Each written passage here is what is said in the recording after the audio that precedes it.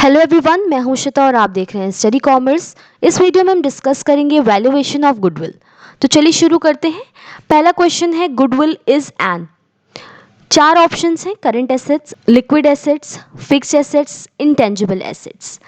Goodwill asset होती है जिसे हम बैलेंस शीट की एसेट साइड में दिखाते हैं। हमें यहाँ पे बताना है कि गुडविल कौन सी एसेट है।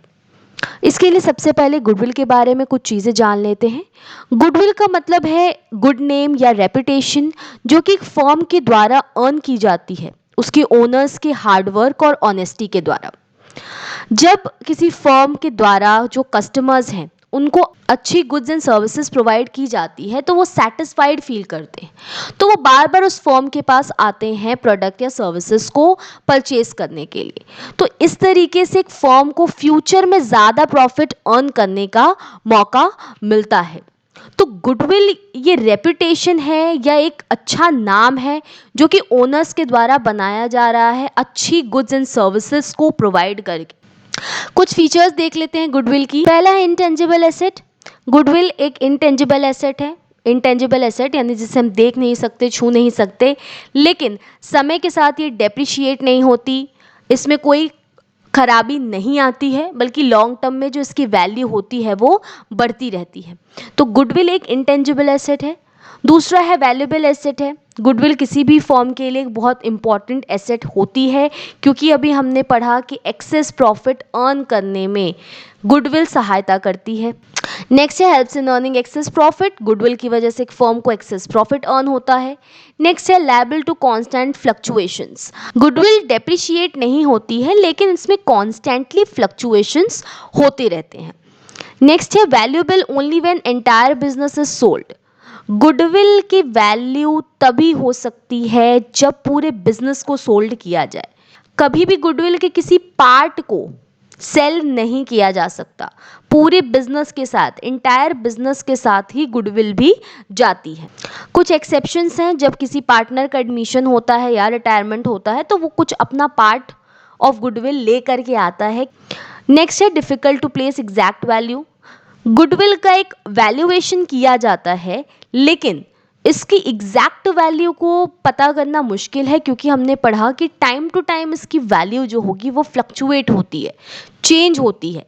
इस रीज़न से एग्जैक्ट वैल्यू क्या होगी गुडविल की, इसको डिटरमाइन करना डिफिकल्ट होता है। वापस से हम अपने क्वेश्चन पे आते हैं। तो गुडविल कौन सी एसेट है? तो हमने फीचर में पढ़ा कि गुडविल एक इंटेंजिबल एसेट है। पेटेंट, कॉपीराइट्स, ट्रेडमार्क्स, इन सब की तरह ही गुडविल भी एक इंटेंजिबल एसेट है। तो यहाँ ऑप्शन डी करेक्ट होगा। नेक्स्ट क्वेश्चन है गुडविल अकाउंट इज। गुडविल कौन सा अकाउंट है? Personal account, real account, nominal account या नन ऑफ द अबव। इसके बारे में जान लेते हैं। गुडविल क्या है? एक रियल अकाउंट है। रियल अकाउंट का मतलब क्या होता है? वो सारी चीज़ें रियल अकाउंट के अंतर्गत आती हैं जिनकी वैल्यू को मनी के टर्म्स में मेजर किया जा सकता है, या फिर वो फॉर्म की प्रॉपर्टी होती हैं, तो उसे हम रियल अकाउंट कहते हैं। जैसे cash account, furniture account, machinery account, ये सारे क्या है? रियल अकाउंट्स हैं। रियल अकाउंट का रूल है debit what comes in, credit what goes out. अब ये रियल अकाउंट दो तरीके के हो सकते हैं, या तो ये टेंजिबल हो सकते हैं या इनटेंजिबल हो सकते हैं। टेंजिबल का मतलब क्या है? कौन से टेंजिबल रियल अकाउंट्स हैं? कैश, बिल्डिंग, ये सारे क्या है? टेंजिबल रियल अकाउंट्स हैं जिन्हें हम देख सकते हैं, छू सकते हैं। इनटेंजिबल रियल अकाउंट्स कौन से हो गए? गुडविल, पेटेंट, ट्रेडमार्क, ये सारे क्या हैं? रियल अकाउंट्स हैं, लेकिन इनटेंजिबल रियल अकाउंट्स हैं। तो रियल अकाउंट दो तरीके का होगा, टेंजिबल और इनटेंजिबल। इनटेंजिबल में गुडविल, पेटेंट, ट्रेडमार्क, ये सारी चीज़ें आती हैं। तो हमारा क्वेश्चन था गुडविल अकाउंट कौन सा अकाउंट है? तो आंसर बी यहाँ करेक्ट होगा। Goodwill account is a real account. Next question है which of the following types of goodwill is considered to be the best. चार ऑप्शंस हैं: dog goodwill, cat goodwill, rat goodwill और cow goodwill. हमें बताना है इनमें से किस टाइप की गुडविल को बेस्ट गुडविल माना जाता है। तो चलिए इसके बारे में थोड़ा देख लेते हैं। नेचर ऑफ गुडविल है, चार तरीके की होती है गुडविल: कैट, डॉग, रैबिट और रैट। इनके बारे में जान लेते हैं। सबसे पहली होती है कैट गुडविल। कैट गुडविल का मतलब है, कैट एक ऐसा एनिमल होती है जो जिस प्लेस पे रहती है वो उस प्लेस के लिए लॉयल होती है, यानी कि वो अपना प्लेस छोड़ करके नहीं जाती है। अगर ओनर घर को छोड़कर चला भी जाए तो भी कैट उस प्लेस को छोड़ करके नहीं जाती है। तो अगर हम बिजनेस की बात करें तो जो कस्टमर्स होंगे वो क्या होंगे, लॉयल होंगे। किसकी तरफ होंगे, बिजनेस की तरफ होंगे, ना कि ओनर की तरफ। जो कैट गुडविल होती है इसमें कस्टमर्स बिजनेस की तरफ लॉयल होते हैं, यानी ओनर कोई भी हो उनको इससे फर्क नहीं पड़ता है, वो बिजनेस की तरफ या फर्म की तरफ लॉयल होते हैं। दूसरा है डॉग गुडविल। डॉग क्या होता है, डॉग एक लॉयल एनिमल होता है। किसकी तरफ लॉयल होता है, तो ये अपने ओनर की तरफ लॉयल होता है। जहाँ जहाँ ओनर जाता है डॉग भी वहाँ वहाँ जाता है। जब किसी फर्म की गुडविल डॉग गुडविल होती है तो ऐसे जो कस्टमर्स होते हैं वो लॉयल होते हैं ओनर्स की तरफ। तो ऐसी स्थिति में जहाँ ओनर जाएगा वहाँ ये कस्टमर्स भी जाएंगे। तो अगर बिजनेस सेल कर दिया जाता है तो ऐसी स्थिति में जो कस्टमर्स होंगे वो भी कहाँ चले जाएंगे, जहाँ ओनर होगा वहाँ चले जाएंगे। बिजनेस की तरफ इनकी लॉयल्टी नहीं होती है बल्कि ओनर्स की तरफ होती है। नेक्स्ट है रैबिट गुडविल। रैबिट एक ऐसा एनिमल होता है जो कि किसी एक छोटी सी जगह पर रहता है और ज़्यादा दूर तक नहीं जाता है। तो जो रैबिट गुडविल से रिलेटेड कस्टमर्स होंगे वो क्या करते हैं, प्रोडक्ट्स जो उनकी नियर बाय स्टोर्स होती हैं उन्हीं से परचेज करते हैं, ज़्यादा दूर तक ये प्रोडक्ट्स को लेने के लिए नहीं जाते हैं। नेक्स्ट है रैट गुडविल। रैट का मतलब क्या है, रैट एक ऐसा एनिमल है जो कि जगह जगह पे प्लेस प्लेस पे घूमता रहता है और उसका अपने ओनर की तरफ कोई अटैचमेंट नहीं होता है।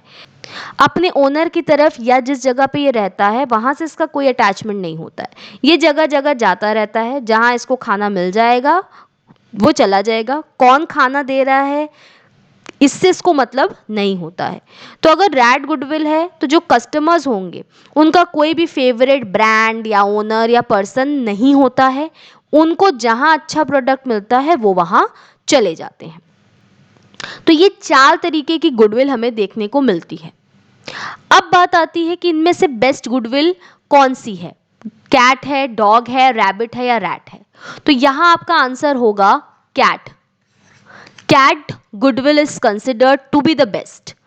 रीजन क्या है कि हमने देखा कि कैट गुडविल जब होती है तो ऐसी स्थिति में जो कस्टमर्स होंगे वो लॉयल होते हैं टुवर्ड्स अ बिजनेस और टुवर्ड्स अ ब्रांड।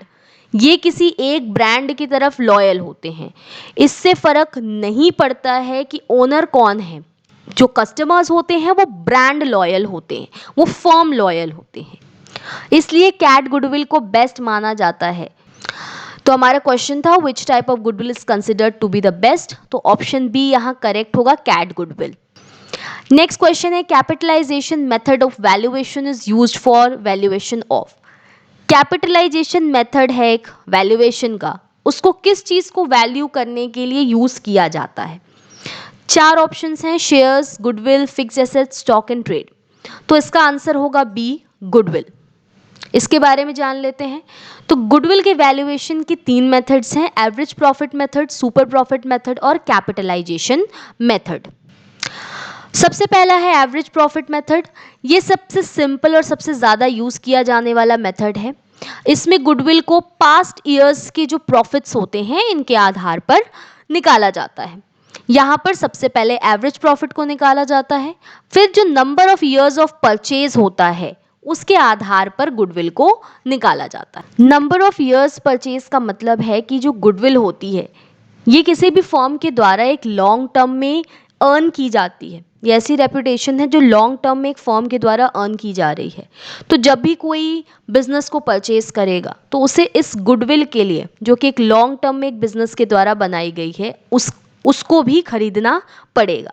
जब भी बिजनेस सेल होता है तो जो वैल्यू होती है वो म्यूचुअल अग्रीमेंट जो सेलर और परचेजर के बीच में होता है उसके आधार पर तय की जाती है। एवरेज प्रॉफिट मेथड में गुडविल कैलकुलेट करने का फॉर्मूला है average profit into number of years of purchase. Average profit method से गुडविल निकालते समय कुछ बातों को ध्यान में रखना है। पहला है एबनॉर्मल इनकम। अगर ईयर में कोई भी एबनॉर्मल इनकम हुई है तो उसको नेट प्रॉफिट में से डिडक्ट करेंगे। दूसरा है एबनॉर्मल लॉस। अगर कोई एबनॉर्मल लॉस है तो उसको वापस से ऐड करेंगे नेट प्रॉफिट में। और इनकम फ्रॉम इन्वेस्टमेंट है तो उसको डिडक्ट करेंगे नेट प्रॉफिट में से, क्योंकि ये ऐसी इनकम है जो कि बिजनेस के बाहर से रिसीव की गई है। तो याद रखिए, अगर एबनॉर्मल इनकम है या इन्वेस्टमेंट से इनकम है तो उसको डिडक्ट करेंगे, और एबनॉर्मल लॉस अगर दिया हुआ है ईयर में तो उसको ऐड करेंगे। नेक्स्ट मेथड है super profit method. Super profit का मतलब है सरप्लस या एक्सेस प्रॉफिट। एक फर्म जो एवरेज प्रॉफिट अर्न कर रही है, अगर कोई दूसरी फर्म उसके कंपैरिजन में सरप्लस या एक्सेस प्रॉफिट अर्न कर रही है तो इस एक्सेस प्रॉफिट को हम सुपर प्रॉफिट कहते हैं। अगर एक्सेस अर्निंग नहीं हो रही है तो इस केस में कोई भी गुडविल नहीं होती है। यहाँ पर गुडविल सुपर प्रॉफिट के आधार पर निकाली जाएगी। कुछ फॉर्मूला है। सबसे पहले एक नॉर्मल प्रॉफिट निकाला जाएगा। इसको निकालने का फॉर्मूला है capital invested into normal rate of return upon 100। फिर सुपर प्रॉफिट निकालेंगे average profit minus normal profit, और गुडविल का फॉर्मूला होता है super profit into number of years purchased. Third method है कैपिटलाइजेशन मेथड।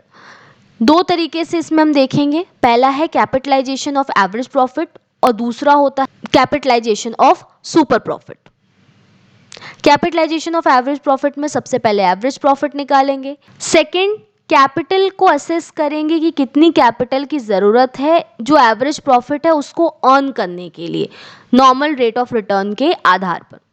यानी एक जो नॉर्मल रेट ऑफ रिटर्न है उसके आधार पर एवरेज प्रॉफिट को अर्न करने के लिए कितनी कैपिटल की ज़रूरत होगी, इसे एसेस किया जाएगा। Capitalise value of average profit निकालने का फॉर्मूला है average profit into 100 upon normal rate of return. इसके बाद गुडविल को कैलकुलेट किया जाएगा। जो कैपिटलाइज वैल्यू आई है उसमें से नेट एसेट्स को माइनस कर दिया जाएगा, डिडक्ट कर दिया जाएगा। यानी आप कह सकते हैं जो एक्चुअल कैपिटल एम्प्लॉयड है उसको हम जो capitalise value of average profit है उसमें से डिडक्ट कर देंगे तो गुडविल आ जाएगी। यहाँ ध्यान रखें कि अगर जो एक्चुअल कैपिटल एम्प्लॉयड है ज़्यादा हो जाता है या इक्वल हो जाता है capitalise value of average profit से, तो यहाँ पर कोई भी गुडविल नहीं होगी। गुडविल तभी मानी जाएगी या गुडविल तभी होगी जब ये जो capitalise value of average profit है ये ज़्यादा होगा नेट एसेट्स या कैपिटल एम्प्लॉयड के कंपैरिजन में। दूसरा मेथड है capitalisation of super profit method. इसमें सबसे पहले हम सुपर प्रॉफिट निकालेंगे। सुपर प्रॉफिट का फॉर्मूला हमने देखा है average profit minus normal profit. इसके बाद कैपिटल नीडेड कितनी होगी सुपर प्रॉफिट को अर्न करने के लिए नॉर्मल रेट ऑफ रिटर्न के आधार पर, इसे निकालेंगे। जो ये कैपिटल होती है, जो हमने बताया कैपिटल नीडेड, कितनी कैपिटल की ज़रूरत है, यही अमाउंट होता है गुडविल का। Capitalise value of super profit निकालेंगे super profit into 100 upon normal rate of return, इसको निकालेंगे हम। तो ये जो अमाउंट आएगा यही अमाउंट गुडविल का होगा। एवरेज प्रॉफिट में हमने देखा कि सबसे पहले capitalise value of average profit निकाला जाता है। उसका फॉर्मूला है average profit into 100 upon normal rate of return. इसके बाद इसमें से हम जो कैपिटलाइज वैल्यू आई है उसमें से नेट एसेट्स निकालते हैं, तब गुडविल आती है। लेकिन सुपर प्रॉफिट के केस में, सुपर प्रॉफिट में हम जो ये कैपिटल का अमाउंट निकालते हैं कि सुपर प्रॉफिट को अर्न करने के लिए कितनी कैपिटल की ज़रूरत है, वही गुडविल का अमाउंट सुपर प्रॉफिट मेथड के केस में होती है। नेक्स्ट क्वेश्चन है 5 years profit of a firm is rupees 80,000, rupees 90,000, rupees 70,000, rupees 85,000 and rupees 1 lakh respectively. Calculate the value of firm's goodwill on the basis of 3 years of purchase of average profit for last 5 years. तो question में हमें 5 साल का profit दिया है एक firm का। हमें कहा गया है कि एवरेज प्रॉफिट मेथड के आधार पर 3 years परचेज पर फर्म की गुडविल की वैल्यू को निकालना है। तो चलिए देख लेते हैं इस क्वेश्चन को हम कैसे सॉल्व करेंगे। सबसे पहले हम एवरेज प्रॉफिट निकालेंगे। एवरेज प्रॉफिट निकालने के लिए सबसे पहले जो 5 साल का प्रॉफिट है इसे हम ऐड करेंगे और 5 से इसको डिवाइड करेंगे। तो ये 5 years के प्रॉफिट को जब हम ऐड करेंगे तो ये आ जाएगा 4,25,000, जिसको हम डिवाइड करेंगे 5 से, तो ये आपका आ जाएगा 85 तो 85,000 क्या हो गया हमारा एवरेज प्रॉफिट हो गया। गुडविल का फॉर्मूला क्या है एवरेज प्रॉफिट से, average profit into number of years purchased. तो एवरेज प्रॉफिट कितना है 85,000 है, number of years of purchase यहाँ पर आपको दिया है 3, तो इसको हम 3 से मल्टीप्लाई कर देंगे तो यहाँ आपका आंसर आ जाएगा 2,55,000, 2,55,000। तो यहाँ ऑप्शन सी करेक्ट होगा 2,55,000। एवरेज प्रॉफिट मेथड से गुडविल निकालनी है तो सबसे पहले हम एवरेज प्रॉफिट निकालेंगे। इसके लिए जो प्रॉफिट दिया है जितने साल का उसको लिखेंगे, उसको ऐड करेंगे, उसके बाद जितने साल का होगा उससे डिवाइड करके एवरेज निकालेंगे। एवरेज निकालने के बाद जो number of years of purchase है उससे मल्टीप्लाई करेंगे तो हमारा गुडविल आ जाएगा। नेक्स्ट क्वेश्चन है average profit is ₹20,000, normal profit is 5,000, calculate value of goodwill on the basis of 3 years of purchase of super profit. यहाँ पर अब बात सुपर प्रॉफिट से गुडविल निकालने की हो रही है तो इससे हम कैसे सॉल्व करेंगे। एवरेज प्रॉफिट हमारा कितना दिया हुआ है, ये हमें दिया हुआ है ₹20,000 और नॉर्मल प्रॉफिट हमें दिया हुआ है ₹5,000। सबसे पहले हम सुपर प्रॉफिट निकालेंगे। सुपर प्रॉफिट का फॉर्मूला होता है average profit minus normal profit. Average profit कितना है ₹20,000 है, नॉर्मल प्रॉफिट ₹5,000 है, माइनस करेंगे तो आएगा हमारा ₹15,000। तो सुपर प्रॉफिट कितना हो गया 15,000 रुपये। अब गुडविल निकाल लेते हैं। गुडविल का फॉर्मूला सुपर प्रॉफिट से क्या है, super profit into number of years of purchase. Super profit कितना आ रहा है हमारा 15,000 आ रहा है, इसमें हम मल्टीप्लाई करेंगे 3 का, यहाँ 3 ईयर्स ऑफ परचेज की बात की गई है, 3 से मल्टीप्लाई कर देंगे इसे हम, तो यहाँ आपका आंसर आ जाएगा 45,000। तो यहाँ ऑप्शन डी करेक्ट होगा ₹45,000। नेक्स्ट क्वेश्चन है average profit of a firm is ₹9,000, firms capital is ₹60,000 and normal rate of return of business is expected at 10%. Calculate goodwill by capitalization method. यहाँ हमें एवरेज प्रॉफिट दिया गया है यानी method होगा capitalisation of average profit का। तो capitalisation of average profit में सबसे पहले हमें क्या करना है, capitalised value of average profit निकालना है। ये कैसे निकलेगा, तो average profit into 100 upon normal rate of return, ये इसका फॉर्मूला है। तो एवरेज प्रॉफिट कितना दिया हुआ है 9,000 दिया हुआ है, इंटू 100 अपॉन 10 करेंगे हम तो ये आपका आ जाएगा 90,000। तो capitalised value of average profit कितना हो गया 90,000 हो गया। गुडविल कैलकुलेट करेंगे तो गुडविल का फॉर्मूला है capitalised value of average profit minus capital employed. Capitalised value of average profit 90,000 है और फर्म की कैपिटल आपको दी हुई है 60,000, इसको हम डिडक्ट करेंगे तो यहाँ आएगा ₹30,000। ऑप्शन ए यहाँ हमारा करेक्ट होगा कि कैपिटलाइज्ड मेथड से जो गुडविल होगी वो होगी ₹30,000। नेक्स्ट क्वेश्चन है new partner brings in cash his share of goodwill, this amount will be distributed among the old partners in. अगर एक नया पार्टनर अपना शेयर लाता है गुडविल का कैश में तो ओल्ड पार्टनर्स को उसको हम किस रेशियो में डिस्ट्रीब्यूट करेंगे। 4 ऑप्शन है, old profit sharing ratio, equal ratio, ratio of capital या सैक्रिफाइस रेशियो। तो यहाँ आप ध्यान दें कि जब एक नया पार्टनर आता है तो इस केस में जो पुराने पार्टनर्स होते हैं उनको अपने प्रॉफिट का कुछ पार्ट सैक्रिफाइस करना पड़ता है इस नए पार्टनर के फेवर में। तो जब नया पार्टनर आएगा तो वो जो भी गुडविल लाता है अपने शेयर जो लेकर के आता है गुडविल का, उसका जो हिस्सा ओल्ड पार्टनर्स को डिस्ट्रीब्यूट किया जाएगा वो डिस्ट्रीब्यूट किया जाता है सैक्रिफाइसिंग रेशियो में। तो यहाँ ऑप्शन डी करेक्ट होगा। Need for valuation of goodwill, goodwill को वैल्यू करने की कब कब जरूरत पड़ती है, तो पहला है change in profit sharing ratio among existing partners. अगर एग्जिस्टिंग पार्टनर्स के बीच में प्रॉफिट शेयरिंग रेशियो चेंज हो जाता है तब गुडविल को वैल्यू करना पड़ता है। On the admission of a partner, retirement of a partner, sale of firm या अमलगमेशन, इन सारे केसेस में गुडविल को वैल्यू करने की जरूरत पड़ती है। हम एडमिशन की बात कर रहे थे, अगर एक नया पार्टनर कैश में अपना गुडविल का शेयर लेके आता है तो ओल्ड पार्टनर्स को जो ये अमाउंट होगा वो डिस्ट्रीब्यूट किया जाता है सैक्रिफाइसिंग रेशियो में। तो आज की इस वीडियो में हमने पढ़ा वैल्यूएशन ऑफ गुडविल के बारे में। होपफुली ये चीज़ें आपको समझ में आई होंगी। Thank you.